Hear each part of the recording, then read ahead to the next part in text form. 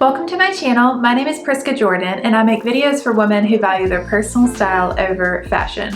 In this week's video, we are going to solve the problem with boring summer outfits. Now, the major problem that I see with summer style inspiration is that a lot of the photos that you're seeing on the internet are from people who spend thousands of dollars on their summer wardrobe, including handbags and accessories. And so if you're copying those outfits, but you don't have the Chanel tweed or the Celine sunglasses, then maybe those basic outfits kind of fall flat for you.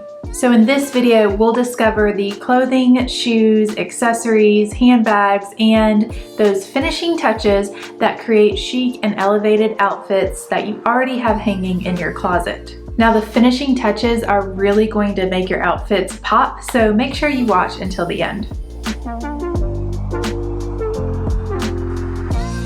The first tip I have to make your outfits look more chic and elevated in the summer is to apply the rule of thirds. It's called the golden ratio of style, and it is so simple and yet so impactful.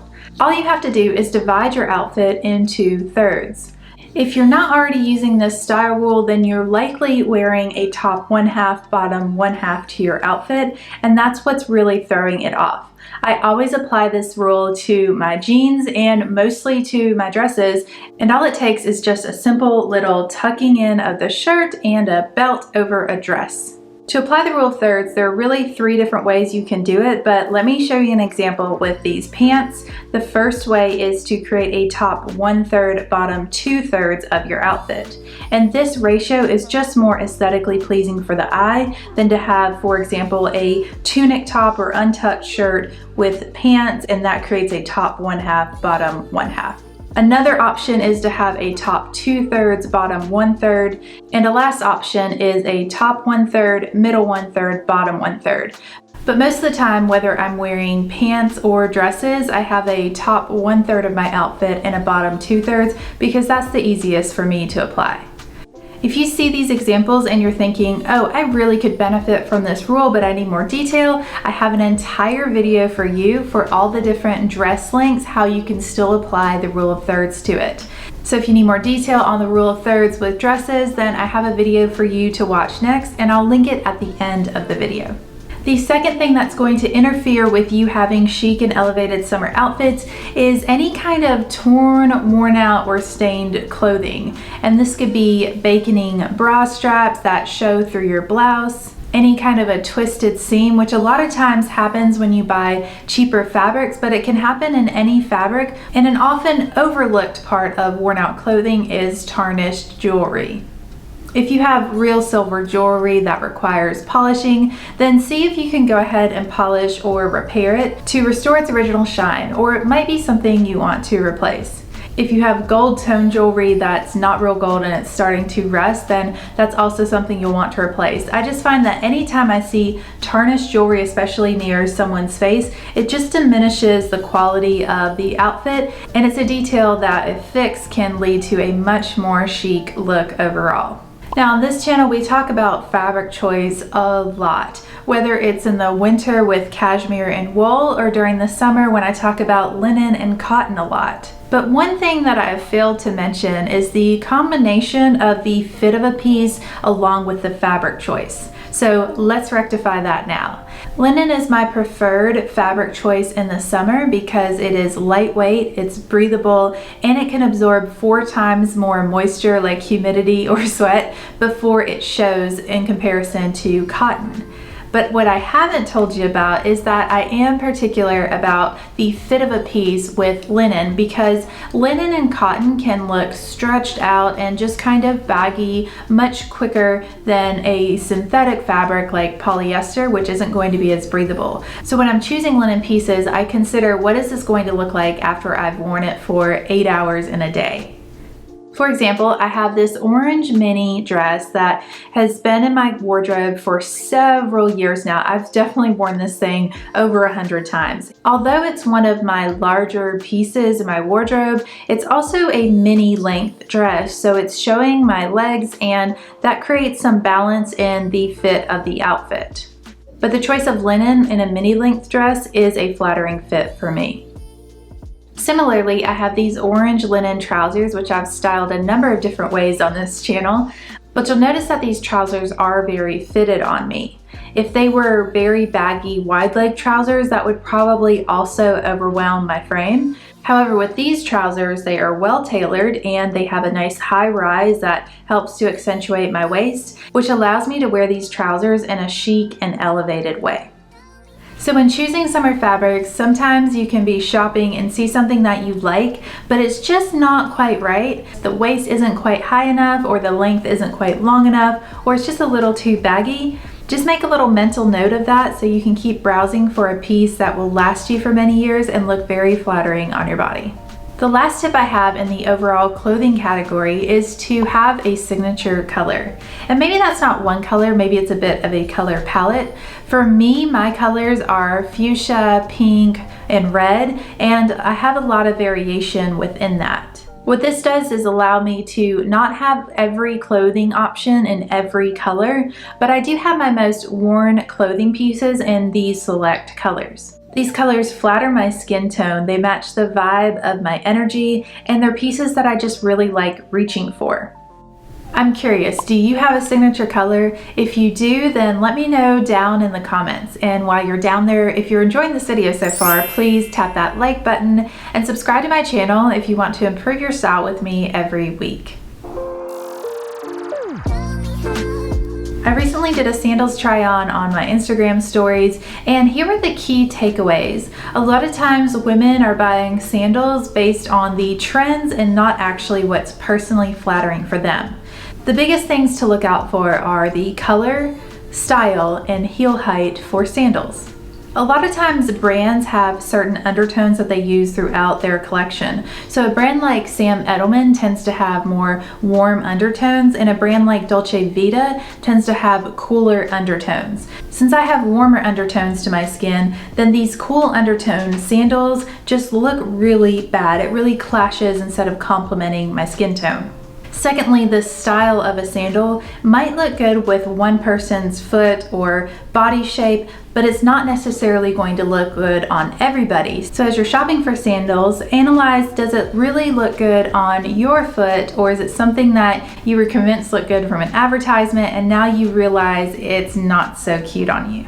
My feet are particularly unique because I have very short toes and they're wide. So something I always look for in sandals is, how does the toe box fit with my toes? A lot of sandals are designed for women with longer toes or even just average height of toes, and mine are so short, so it makes the sandal look way too big on me. Lastly, with heel height, this is more of a lifestyle decision. If you're someone who is sitting a lot more throughout the day, then heel height might not be as important to you. But for me, I tend to walk around a lot, so I prefer either flat sandals or low heel sandals, which will be in the 2-inch range, and that gives me a good harmony of comfort and style. But when you're shopping, pay attention to how a sandal complements you, your body, your style, and your lifestyle. For sneakers, I have the easiest tip for you to implement, and that is to match your socks to your shoes. If you have white sneakers and you're wearing black socks, then your socks are probably screaming so loud that you can't really appreciate the outfit as a whole. But if you have darker colored sneakers and you're wearing lighter colored socks, it's doing the same thing. There are always exceptions to the rule, so if you have more funky, eclectic style and you're intentionally using a sock as a style point, then go on with your bad self. But for those of us who want more chic and elevated summer outfits, then match your sock to your sneaker. Now, if you've been on your style journey for a little while and you've been focusing on clothing and shoes and handbags, then jewelry might be on the back burner for you. But if you're wearing jewelry every day, then I think it might be a place you would want to put a little bit more money. I recommend focusing on better quality and less quantity, and having a signature jewelry set that you can just reach for every morning. There are 3 grades of jewelry, and that includes fine, semi-fine, and fashion jewelry. Fine jewelry is investment grade jewelry. They're pieces that appreciate and value, and they're the highest quality of metal and gems. Semi-fine jewelry is a lot more affordable, but also much better quality than fashion jewelry. It includes gold vermeil jewelry and gold plated. Now the difference between gold vermeil and gold plated is that gold vermeil, the base metal is silver, usually pure silver or sterling silver, so there's still a lot of value to that metal even once the gold fades away. With gold plated, it's a gold layer on top of a metal that really isn't worth anything, so you do get a bit of that high quality gold shine in those pieces. And the lowest grade of jewelry is fashion or costume jewelry, and these are just pieces to play around with for a little while. I still have some pieces like this because they're things that I wouldn't want to buy higher priced because long term I probably won't want to wear it. So you have to decide for the jewelry that you like, is this a piece that I'm going to want to wear long term? Maybe I'll buy better quality, or is it just a trend and I should buy the lower quality that doesn't cost as much? But for the long term, I really recommend higher quality jewelry and less quantity. One of the main ways that you can spot a chic and elevated summer outfit when you're out walking on the street is with a handbag. Now, leather goes a long way with handbags and elevating an outfit, but it needs to be a decent quality leather. A lot of the fashion leathers that are available today for less than $100 for a handbag, they tend to be technically leather, very low quality, with a high plastic polyurethane type of coating over it, and it just looks really cheap. For a quality leather handbag that's going to last you for many years and look really stunning and serve you well, I think your price point is probably going to be closer to $150 to even $500. That's a mid-range price point, but it looks so much more elevated than a cheaper handbag. This is another example of buying higher quality and less number of pieces is going to serve you well over the lifetime of the handbag. Moving on to beauty, I want to talk about makeup, skin, and nail care. So with makeup, an easy way to elevate your summer outfit is to not have so many competing colors in your face, but rather stick to one main color palette. A lot of times with my summer outfits, especially because they're more colorful, I'll choose the same blush color and lip shade. And sometimes I'll even wear my blush as an eyeshadow just to match that color. Choosing a color that complements your outfit goes a long way. It's the difference between makeup that clashes with your outfit and makeup that really complements it. Another beauty tip that makes a big difference is having a go-to updo hairdo for summer outfits. A quick updo can be a chic element for an outfit instead of just an afterthought because it's hot and you're sweaty. Luckily for us, claw clips are all the rage right now, and you can do a little French twist into a claw clip that's quite easy to create and recreate throughout the summer. The main idea is just having an updo that is a quick thing that you can create rather than something that really takes a lot of time. Throughout the summer, I wear updos to complement certain necklines or just because it's so dang hot. My last little beauty secret throughout the summer is about nails. Now, you do not need a fresh manicure every couple of weeks to ensure beautiful nails. But what you do need is to properly moisturize your hands. Anytime you have dry cuticles, whether you have a manicure or not, it's going to make your outfit look less chic. It's such a simple step that goes a long way. I keep a bottle of lotion near my nightstand and I just apply the lotion to my cuticles right before I go to bed so it can really moisturize throughout the night. Several of my Instagram followers have asked me what my nail color is right now. So during the winter, I tend to wear more color because my outfits are darker, but during the summer, my outfits are so bright and colorful, I like to wear a more neutral color. The color I currently have is considered a nail brightener. It's basically a nail polish that lasts for about 2 weeks. I really recommend this nail polish. It's a little bit more expensive than normal nail polish, but I can tell you that it works really well for me, and it creates a nice, long-lasting, beautiful manicure that you can do from home.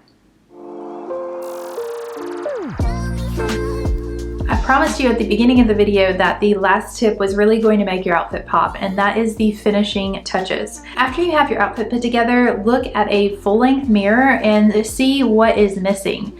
Is it missing shine or texture or some element of personality? For shine, you can add statement jewelry or a nice silk scarf. For texture, it could be a leather belt. Or for personality, shine, and texture, you can have a fedora with a scarf as a cool hat band. Doing that final look before you head out the door to add a finishing touch is going to take your outfit from pretty cool to really chic and elevated. The overarching theme of this video is that style is highly personal. What flatters someone else might not necessarily flatter you, so you need to figure out what complements your style, your body, and your personality. I hope this video helped you to learn how to express your personality through your outfits. Thanks for watching, and if you want more tips on how to apply the rule of thirds for your dress outfits this summer, then watch this video next. I'll see you next week with a brand new video, but until then, take care.